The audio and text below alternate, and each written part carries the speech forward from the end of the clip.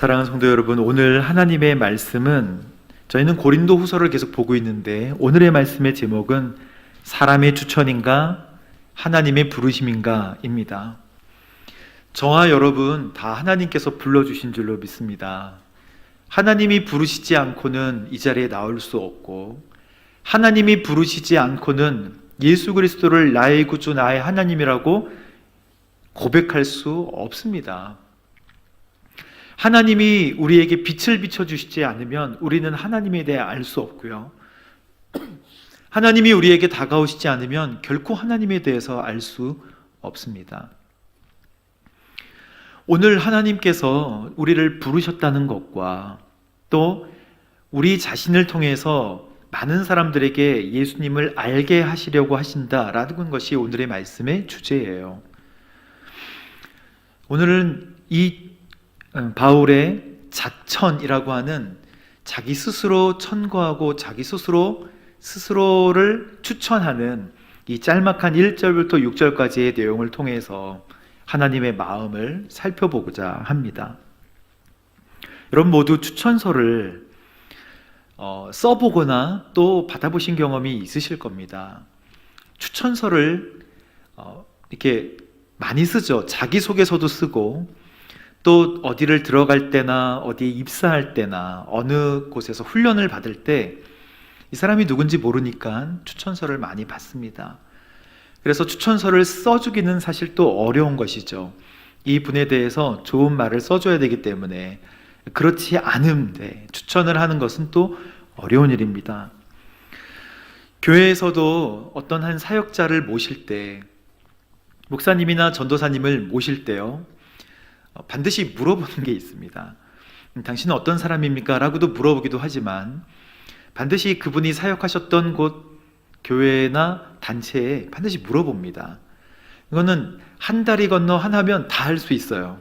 그래서 어디다 라고 하면 그냥 전화를 하면 그분에 대해서 알고 싶습니다. 그러면 그분이 무슨 뜻인지 알아요. 그 교회 목사님이 그게 무슨 뜻인지 대번에 압니다. 어떤 분입니까? 라고 물어보면 이분은 이렇게 사역하기에 적합한 분이십니다 라고 이야기를 해주십니다. 저도 이제 교회에 지원할 때 벌써 한 18년인가 20년 전인가요? 이제 전도사로 어느 한 교회를 지원을 할 때 이제 그 추천 받아서 보통 들어가거나 자기소개서를 이렇게 써서 들어갔는데, 수원에 있는 한 교회에 갔는데 아무것도 모르고 갔어요. 아무것도 모르고 그때는 앞뒤 가리지 않고 그냥 찾아간 거예요. 근데 제가 추천서도 없이 그냥 면접을 보러 갈 때 이제 양복도 입지 않고 그냥 이 니트티에 청바지를 입고 그냥 갔습니다. 아무것도 몰라서. 그래서 그러면 되는 줄 알고 그냥 가서 이제 면접을 보는데 목사님이 웃으시더라고요. 씩 이렇게 웃으세요. 저는 날 좋아서 웃는 것일까? 왜 웃는 것일까? 그래서 다 나왔는데 뭐 합격했을까요? 못했을까요? 이게 턱걸이로 합격을 한 거예요. 이제 목사님이 긍휼한 마음으로. 나중에 들어보니까 이상했대요. 한 번도 이 넥타이나 이런 게 정장을 안 갖춰온 사람이 없었는데 본인만 청바지에 운동화 입고 니트티 입고 그냥 와가지고 한 것이 너무 인상 깊고 또 당당하고 당돌해가지고 뽑았다는 거예요. 그래서 이제 은혜로 나는 됐나 보다 하고 열심히 전도하고 사역을 했었습니다. 이게 추천서를 받는다는 것은 무엇입니까? 그 사람이 누구냐, 당신은 누구냐라는 것을 알고 싶은 것이죠. 이 고린도 교회에 보면 고린도 교회에 어떤 사람들이라고 하는, 바울이 어려워했던 그 어떤 사람들이라고 하는 사람들이 거짓 교사인데요, 이 교사들이 바울에게 뭘 요구했냐면 추천서를 요구했습니다. 참 이상하죠. 바울이 세웠는데, 바울이 세운 교회인데, 물론 주인은 하나님이시지만 추천서를 요구를 합니다. 이 사람들은 어쨌든 추천서 외에도 꼬투리 잡을 것이 만약에 있다면 언제든지 긁어서 부스럼 만들 수 있는 사람들이죠. 바울도 추천을 안 했던 것은 아니에요. 바울도 고린도 교회에 디모데를 추천합니다. 또 바울도 로마 교회에 베베라는 자매를 추천하기도 해요. 또 바울도 이제 골로새 교회에 또 마가라는 인물을 추천하기도 합니다. 그래서 바울도 사실 써서 사람들에게 이 사람은 괜찮은 사람입니다 라고 추천을 많이 하기도 하죠. 그러나 오늘 하나님의 말씀이 저희들에게 주시는 건 뭐냐면, 바울이 내가 하나님의 종이로 된 추천보다 하나님께서 나를 추천하셔서 나는 하나님의 추천으로, 하나님의 사명으로 살아가는 사람이다 라는 것을 고린도 교회에게 이야기를 하고 있어요. 그리고 또 한 가지, 하나님의 사명으로 일을 하지만 나에게 추천서가 만약 필요하다면 그 추천서는 당신들이, 고린도 교회 성도 당신들이 나의 추천서 아니겠습니까? 바로 이 말씀입니다. 오늘 1절 말씀을 함께 그래서 살펴보도록 하겠습니다. 1절 말씀입니다. 함께 읽어보겠습니다. 시작. 우리가 또 우리 자신을 추천하기를 시작하고 있는 것입니까? 아니면 어떤 사람들처럼 우리가 여러분에게 추천서를 보내거나 여러분에게서 추천서를 받을 필요가 있겠습니까? 결론은 나는 추천서를 받을 필요가 없다라고 이야기합니다. 어떤 사람, 바울을 사도로 인정하지 않는 사람이죠. 사도라는 것은 예수님과 함께 있으면서 예수님의 가르침을 받고 예수님이 돌아가셨다가 부활하신 것을 어떻게 해요?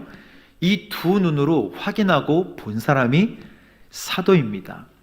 사도는 직분같이 지금 여겨져 있었어요. 바울은 내가 직접 개척한 교회이고 또 사도의 권위는 사람에게서 나오는 것이 아니라 하나님에게서 나오는 것이다 라고 분명하게 오늘 이야기하고 있습니다. 이 사도의 권위는 어디서 나오는 것이라고요? 사람으로부터 주어지는 것이 아니라 하나님으로부터 주어지는 것이다 라고 얘기하고 있습니다. 내가 만난 예수님으로부터 권위가 나오는데 그 권위를 사람에게 인정받을 필요가 없다라고 이야기하고 있는 것이죠. 우리 모두도 마찬가지입니다. 우리가 사역을 할 때, 섬김을 할 때 그 섬김은 교회 리더십이 부탁하지만 하나님으로부터 받은 나의 은사를 불태우는 거예요. 하나님으로부터 받은 나의 은사를 활활 태우는 것입니다. 그래서 내가 타지만 내가 타진 않아요. 하나님의 성령의 능력으로 하는 거예요. 떨기나무에 나무가 타지 않듯이 그 하나님의 능력이 타는 것이라고요. 성령님이 나를 완전히 태워가지고 죄로 만드시는 게 아니라 나에게 능력을 주셔서 그 능력을 사용하게 하여 주시는 줄로 믿습니다. 자, 그러면 바울이 여러분에게 추천서를 보내거나 내가 추천서를 받을 필요가 있겠습니까? 나는 추천서가 필요 없어요. 왜요? 바울은 예수님을 생생하게 만나고 예수님께 직접 들었기 때문에 그렇습니다. 여기까지만 들으면 진짜 그럴까? 우리도 의심을 하게 돼요. 바울은 진짜 사도가 아니지 않았나? 근데 여기 한번 보십시오. 사도행전에 7장에 보면 스데반의 순교 장면이 나옵니다. 초대교회가 7집사를 세우고 이 7집사가 열심히 구제하는 것을 도우면서 교회를 섬겼어요. 그런데 교회에 이제 핍박이 시작되는 때가 이 스데반 집사님의 순교로 말미암아 시작이 됩니다. 스데반 집사님이 이야기하죠. 주여, 이 죄를 저 사람들에게 돌리지 마소서 라고 이야기하는 순간 사람들이 이를 갈면서 돌을 들어다가 스데반을 돌로 쳐 죽입니다. 하나님께서 그 스데반의 영혼을 안아주시죠. 그런데 이제 7장에 스데반이 마지막 절에 죽는데 사도행전 8장에 가면 이런 말씀이 나옵니다. 사울이 스데반이 죽게 된 것을 당연히 여겼다. 이 사울은 바울 아니겠습니까?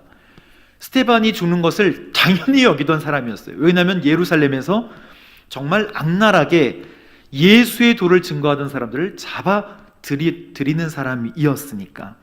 그래서 사도행전 8장 1절에 보면 그날에 예루살렘 교회에 뭐가 일어난다고요? 커다란 핍박이 일어나 사도들을 제외한 모든 사람들이 유대와 사마리아로 뿔뿔이 흩어졌습니다. 이렇게 되어 있어요. 그리고 바울은, 이 사울이죠. 사울은 대제사장에게 문서를 하나 써주십시오. 구속영장을 하나 발부해 주십시오. 내가 다메섹에 가서 다 잡아드리겠습니다. 하고 영장을 받아들고 다메섹으로 갑니다. 다메섹에서 예수님을 만나요. 예수님께서 말씀하십니다. 사울아, 사울아, 왜 내가 나를 핍박하느냐? 누구십니까? 사울의 열심은요, 순수한 열심이었어요.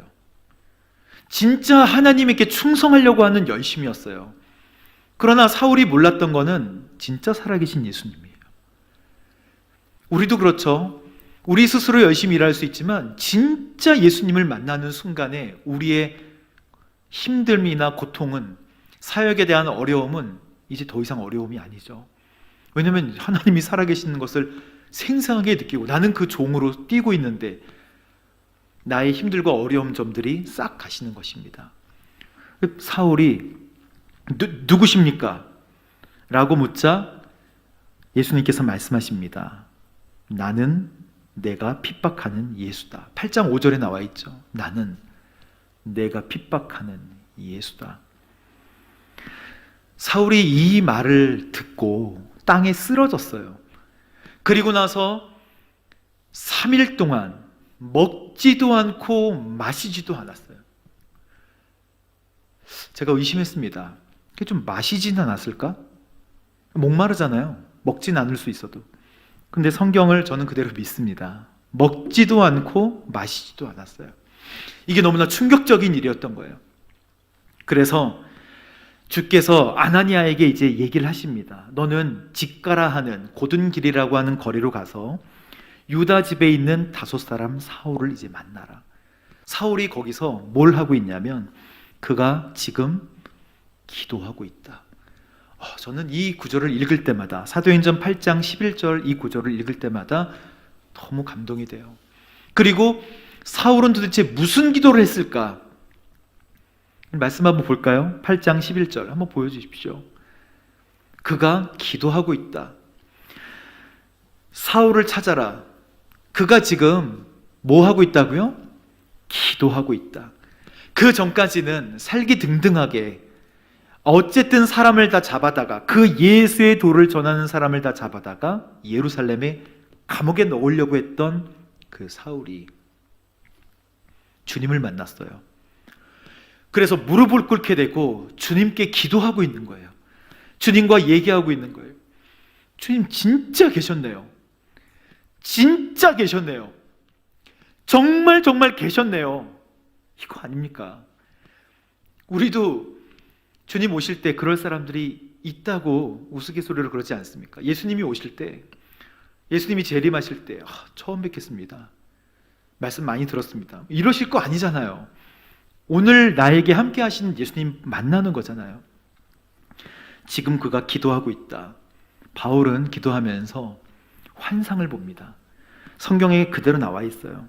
아나니아가 와서, 주의 제자인 아나니아가 와서 자기의 머리에 손을 얹고 기도할 것이다라는 환상을 바울이 미리 봅니다. 그리고 예수님께서 아나니아에게도 찾아가서 말씀하십니다. 아나니아야, 사울에게 가거라. 아나니아는 반대해요.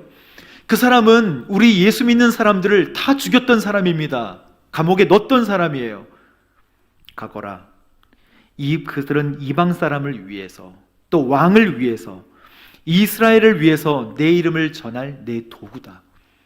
주님께서 그렇게 말씀하시는 거예요. 바울이 3일 동안 얼마나 많이 하나님과 얘기했을까요? 그리고 주님께서 그래, 이제 돌아와, 이제 잘 살아, 이랬던 게 아니에요. 잘 살아, 이제 화이팅, 나랑 동행하자, 화이팅, 이거 아니에요. 너에게 고난이 있을 것이다. 너가 춥고 배고프고 맞고 감옥에 갇히고 넌 이제 고난의 사람이 될 것이다. 바울은 다메섹에 있던 제자들과 며칠을 지냅니다. 그리고 일어나서 내가 믿었던 게 무엇인가 그러면서 한숨 쉬면서 다녔던 게 아니에요. 곧바로 회당으로 찾아갑니다. 잡아서 감옥에 넣으려고 했던 그 장소로 회당으로 찾아가서 바울이 즉시 이제 선포하기 시작해요. 예수가 하나님의 아들이시다 라고 선포하기 시작해요. 그가 평생을 바쳐서 외웠던 말씀, 평생을 믿었던 믿음이 한순간에 다 뒤집어져서 하나님이 아들을 주셨구나. 그 아들은 메시아구나. 이 메시아가 세상을 이끌, 세상을 모두 구원할 하나님의 아들이시구나. 유대인들이 자기 동료가 이상하니까 어안이 벙벙했다고 성경에 나와 있습니다. 어리둥절했다고. 근데 그것을 바울이 계속하니까 이제는 죽이려는 음모를 꾸밉니다. 사랑하는 성도 여러분, 바울은 사람의 추천으로 움직였던 사람 아니에요. 그래서 누가 추천서 달라 그럴 때 나의 추천서 없다. 나는 하나님께서 세우신 사람이다라고 하는 게 교만해 보일 수 있어도 바울은 이런 스토리가 있어요. 사람의 추천으로 움직였던 사람이 아니에요. 예수님 직접 만났고 그가 걷고 있는 길은 하나님의 도구로 쓰임받는 길인데 부르심을 확인했어요. 그리고 위험한 곳으로 가고요. 낮아지는 곳으로 가고 연약한 곳에 머물렀어요. 추천서를 요구했던 사람들, 바울, 당신 믿지 못하겠습니다. 추천서를 주십시오. 그래야 교회에서 당신도 한마디 할 수 있도록 우리가 하겠습니다. 라고 했던 거짓 교사들을 향해서 바울이 지금 이렇게 이야기하고 있는 것입니다. 그래서 2절 말씀 함께 보겠습니다. 여러분이야말로, 바로 고린도 교회 성도들 얘기하는 것이죠. 여러분이야말로 모든 사람들이 알고 있고 읽고 있는 우리 마음에 기록된 우리의 편지입니다. 이걸 쉽게 우리 생각하면 무엇일까요? 여러분은 나의 추천서입니다. 이 말이에요. 여러분이 나의 편지입니다. 지금 우리가 사람들을 알려면, 그가 어떤 사람인지 알려면 그의 카카오톡이나 페이스북 같은 SNS를 들어가서 이 사람이 찍었던 사진과 먹었던 음식과 만났던 사람과 찍었던 사진들을 보면 이 사람이 어떤 사람이구나 라고 대충 알 수 있기도 해요.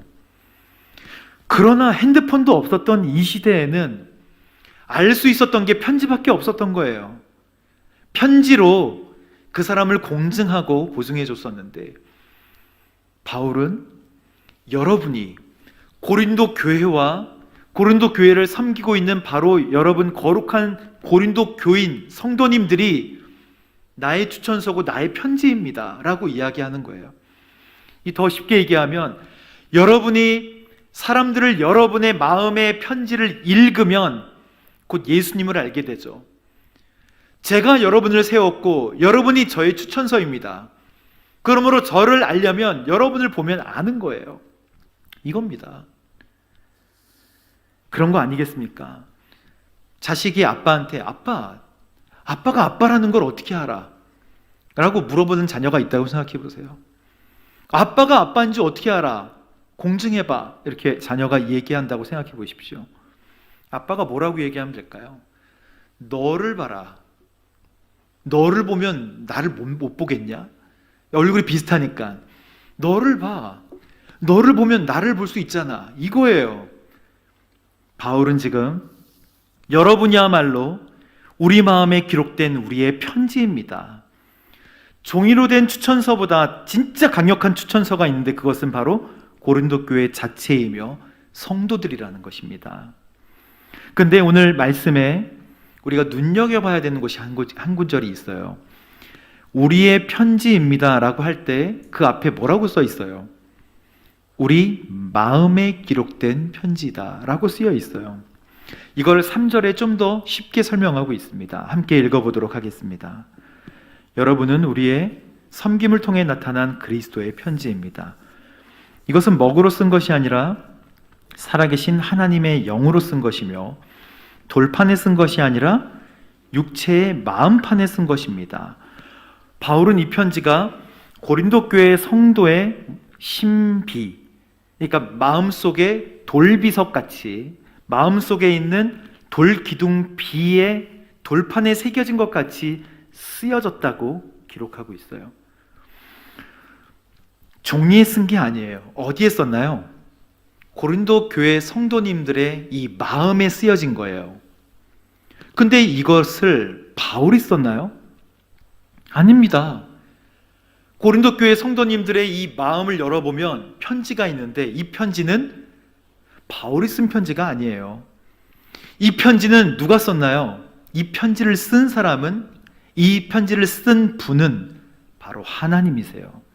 이 편지를 써내려간 고린도 교회 성도들에게 이 편지를 써내려간 분은 바로 성령님이십니다. 오늘 말씀해 보시면 그렇게 나와 있잖아요. 살아계신 하나님의 뭘로 쓴 것이며 영으로 쓴 것이며 그리고 돌판에 쓴 것이 아니라 육체의 마음판에 썼다. 주님께서는 왜 돌판 그리고 육체의 마음판 이렇게 두 가지로 설명하실까요? 출애굽기 31장을 한번 보겠습니다. 여호와께서 시내산에서 모세에게 말씀을 마치시고 증거판 2개를 주셨는데 이것은 하나님의 손가락으로 새기신 돌판이었습니다. 하나님께서 우리에게 돌판을 주신 거는 출애굽할 때 주셨어요. 근데 이거 왜 주셨나요? 이거는 하나님을 기억하라는 거예요. 내가 너희를 사랑하는 것을 너희가 기억해야 된다라고 돌판을 주신 거예요. 너희 이대로 해, 안 그러면 큰일 나 라고 말씀하신 것은 규칙을 말씀하신 게 아니라 내가 너를 사랑한다라는 것을 돌판에 기억하듯 잊지 말고 기억해라 라는 것입니다. 그래서 하나님은 하나님의 그 계명을 없어지지 않고 소멸되지 않는 돌판에다가 스스로 손가락을 써서 모세에게 주신 거예요. 이거 보고 나를 기억하라. 그 출애굽 때는 하나님을 중심으로 살아갑니다. 그런데 사람의 마음은 완악하죠. 목이 곧죠. 하나님의 백성이 돼야 되는데 하나님의 백성이 안 돼요. 하나님의 백성에서 벗어나려고 멍에를 벗어버리는 거예요. 그래서 결국 젖과 꿀이 흐르는 가나안 땅을 하나님께서 주시긴 주셨지만 1세대는 못 들어가고 2세대가 받았고 또 왕 달라고 해서 하나님이 섭섭해서 왕을 주셨지만 결국 그 나라는 북이스라엘과 남유다로 찢어지게 됐고 북이스라엘도 잘 나가는 것 같았지만 722년에 멸망하고요.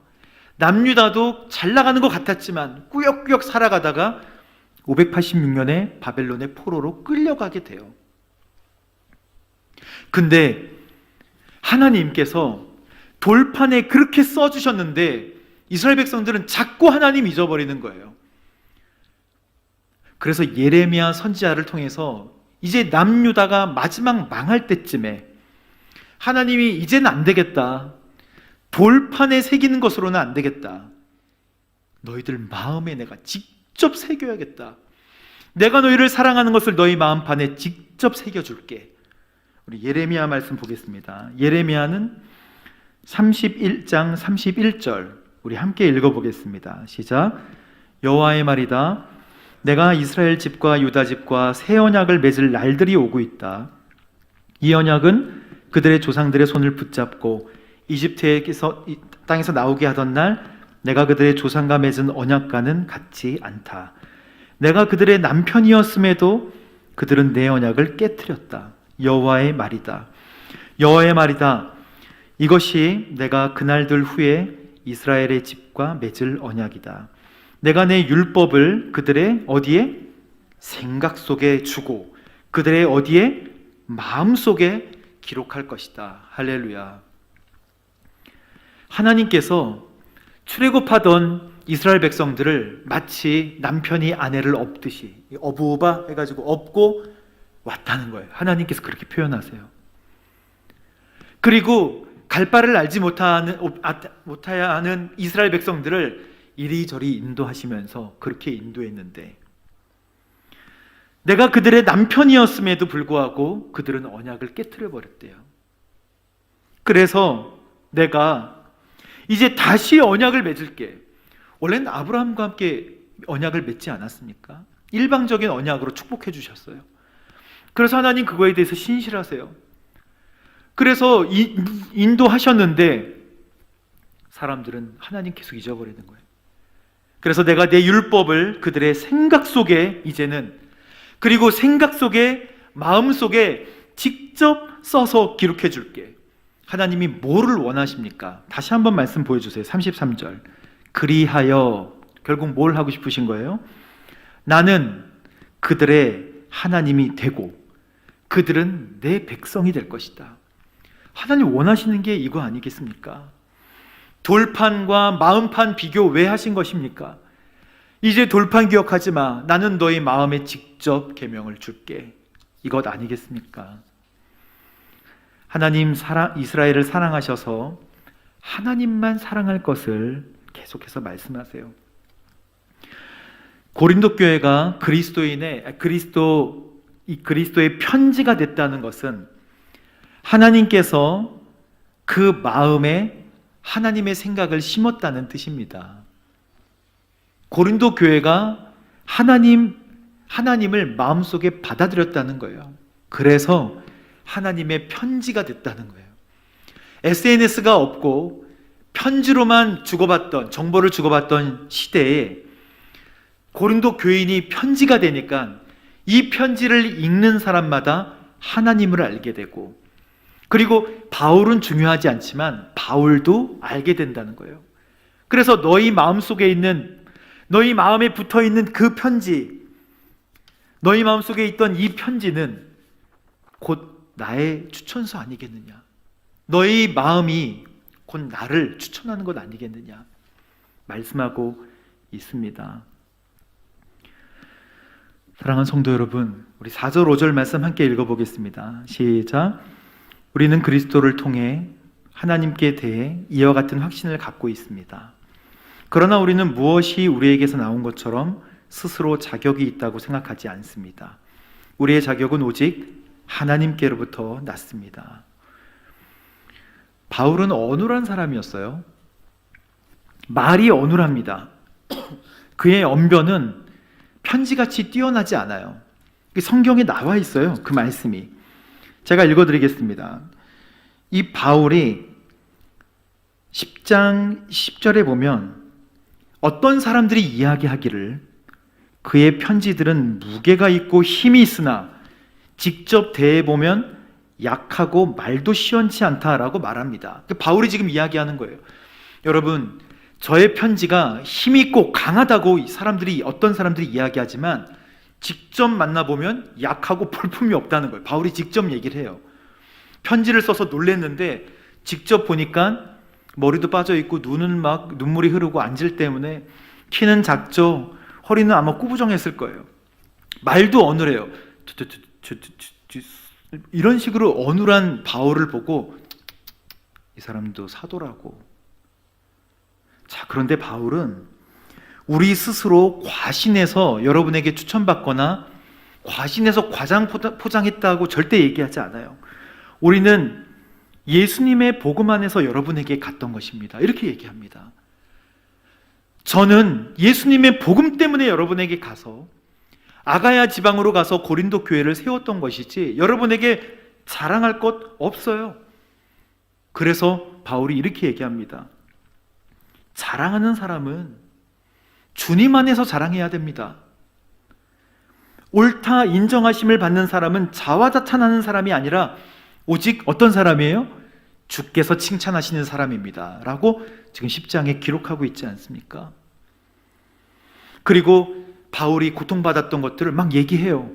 내가 40에 하나 감한 매를 맞았고 돌로도 맞았고 강의 위험, 동족의 위험, 이방 사람의 위험, 광야의 위험, 바다의 위험, 거짓 형제들로부터 받던 위험, 배고픔, 목마름, 굶주림 이런 거 다 있었지만 결국 바울이 이렇게 얘기합니다. 그렇지만 내가 자랑해야 한다면, 내가 굳이 자랑을 해야 된다면, 나를 소개하고 자랑해야 된다면 나는 내 약한 것들을 자랑하겠습니다.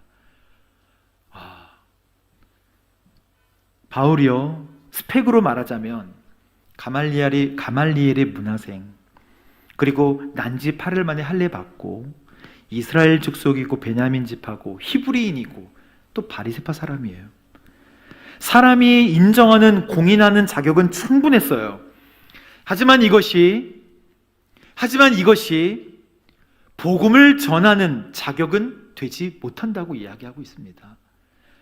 이런 자신의 자격이 복음을 전하는 데는 무용하다는 거예요. 바울은 자신을 만나주신 하나님께 인생을 걸어요.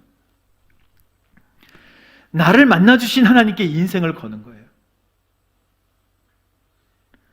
그래서 바울은, 그 바울이 가진 사도직은 직장이 아니에요. 직업이 아니라고요. 그건 스스로가 부여한 것도 아니에요. 오직 하나님께서 세우시고 하나님께서 권위를 주셔서 사도직을 감당하고 있는 것이기 때문에 자랑할 것도 못 돼요. 오직 목표만 보고 나가는 거예요. 그렇지 않습니까? 저도 신학해서 하나님 앞에 걸어가려고 할 때 부모님이 반대하셨어요. 너는 뭐 하면 다른 거 잘할 텐데. 늘 넌지시 계속 그런 말씀 하셨죠. 저도 마음속에 그런 게 있었어요. 내가 이 길이 맞는가? 내가 이게 맞는가? 내가 이거 해야 되는가? 어떤 건 구차해서 못하겠다, 이런 생각도 들기도 했어요. 이거 계속 해야 되는가? 진짜 이렇게 살아야 되는가? 하지만 이건 직업이 아니에요. 이건 생명입니다. 이거 하나님께서 그냥 하시는 거예요. 그래서 세상을 구원하는 우리 모두가 해야 되는 일이에요. 사도 바울은 사도행전 20장에 이렇게 얘기합니다. 이 직업이 아니라는 걸 여기서 알 수 있어요. 에베소의 3차 전도여행 때 에베소를 가죠. 마지막으로 가고, 그리고 에베소로 갔는데 거기에 에베소 깊이 못 들어가니까 옆에 밀레도 항에서 장로님들을 만납니다. 거기서 하는 얘기예요. 사도행전 20장 23절 함께 보겠습니다. 오직 내가 아는 것은 어떤 도시에 가든지 감옥과 고난이 나를 기다리고 있을 것을 성령님께서 내게 알려주세요. 고난이 있음을 알아요. 그럼 안 가야죠. 직업이라면 안 가야죠. 왜 위험을 택합니까? 그러나 24절에 나는 내가 달려갈 길과 예수께서 주신 사명, 곧 하나님의 은혜의 복음을 증거하는 사명을 다 완성하기 위해서라면 내 생명을 조금도 귀한 것으로 여기지 않습니다. 할렐루야. 그 사도 바울은 자기의 모든 그 위치나 직분, 사도라는 직분, 이걸 내가 받느냐 마느냐 이것도 중요한 것이 아니었어요.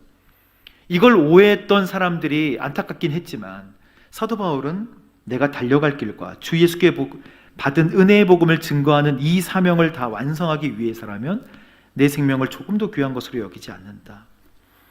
하나님의 부르심으로 사도가 된 바울을 혹시 보면서 이런 부르심에 대해서 혹시 퀘스천이 있지 않습니까? 바울은 사도직을 바울의 직업은 사도다 하지 않아요. 바울의 직업은 사도다? 아니죠. 바울은 그냥 사명이에요. 이것은 신분입니다. 하나님께서 우리를 자녀로 부르셨는가 부르시지 않았는가에 대한 부분은 신분이에요. 신분. 그래서 주님께서 부르셨으면 뭐가 바뀌는 거예요? 신분이 바뀌는 거예요. 신분이. 그 다음에는 어떻게 삽니까? 우리는 그리스도인, 크리스찬으로 살잖아요. 크리스찬은 그리스도 안에 속한 사람이란 뜻이에요. 근데 그리스도인으로 살고 나는 또 다른 직업으로 산다. 이거 아니에요. 어떻게 내가 만약에 교사로 살면 이겁니다. 내가 만약 교사이면 나는 그냥 교사입니다. 그리고 교회 가서 예배를 드립니다. 이게 아니고 우리 믿는 그리스도인들은 어떤 교사가 되어서 무엇을 하느냐의 어떤과 이 무엇을 뭐가 바꿔요? 하나님이 바꿔주세요. 어떤 교사가 되어서 나는 무엇을 합니다. 교사긴 교사예요. 하지만 나는 어떤 교사가 돼서 무엇을 합니다. 이 부분을 하나님께서 흔드시는 거예요. 이게 그리스도인이에요. 나는 목사입니다 라고 하는 것은 직업일 수 있어요. 난 그래서 안정적인 삶을 살기 원합니다. 이건 직업이죠. 하지만 나는 어떤 목사가 되어서 뭘 할 것입니다 라고 하는 것은 비전이에요. 어떤 목사가 되어서 무엇을 할 것입니다 라고 하는 것은 하나님에 대한 열정이고 꿈이에요. 그래서 한계가 없고 리밋이 없는 거예요. 계속 하는 거예요. 마르고 닳도록 그냥 계속 해나가는 것이죠. 이게 부르심입니다. 정해진 것만 하는 게 부르심이 아니에요. 하나님 사랑하기 때문에 과하지도 않고 줄지도 않고 복음이 허락하는 데까지 열심히 하는 거예요. 복음이 허락되는 데까지 열심히 달려나가는 것입니다. 그게 그리스도인의 정체성이에요. 오늘 바울을 볼 때 오늘 1절부터 6절까지의 말씀은 사람의 추천인가 하나님의 부르심인가? 저 여러분은 사람이 추천해서 신앙생활을 하고 있는 사람들입니까? 하나님의 부르심으로 이 자리에 있는 줄로 믿습니다. 하나님의 부르심으로 우리는 믿음 생활하고 있는 줄로 믿습니다. 어떤 리더의 권면도 아니고 여러분이 우리가 지금 이 자리, 이 위치에서 하나님을 섬기는 것은 하나님께 받은 은사를 불태우는 거예요. 하나님께 받은 그 은사를 태우는 거예요. 우리가 타는 것 같지만 성령의 능력으로 타는 것입니다. 그래서 우리는 타지 않고 성령님이 타시는 거예요. 그것을 보는 사람마다 그리스도의 편지를 보는 것 같게 되기를, 그거를 보는 세상이 우리를 볼 때마다 그렇구나, 그리스도의 편지구나 라고 이제는 우리를 볼 수 있게 되기를 주님의 이름으로 축복합니다. 우리 함께 이 시간 기도하겠습니다.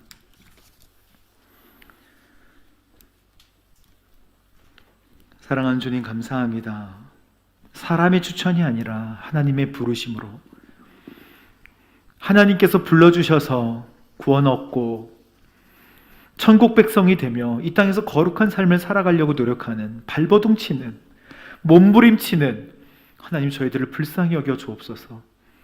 하나님 아버지, 사람의 추천이 아닌 하나님의 부르심에 따라 거룩하게 살아가고 넘어지지만 즉시 일어나고, 또 하나님, 누가 시켜서가 아니라 하나님 바라보는 열정으로 나아가는, 종이에 쓴 추천이 아니라 하나님께서 인정하시는 부르심으로 나아가는 거룩한 성도의 삶 살아갈 수 있도록 인도하여 주옵소서. 예수님의 이름으로 기도합니다. 아멘.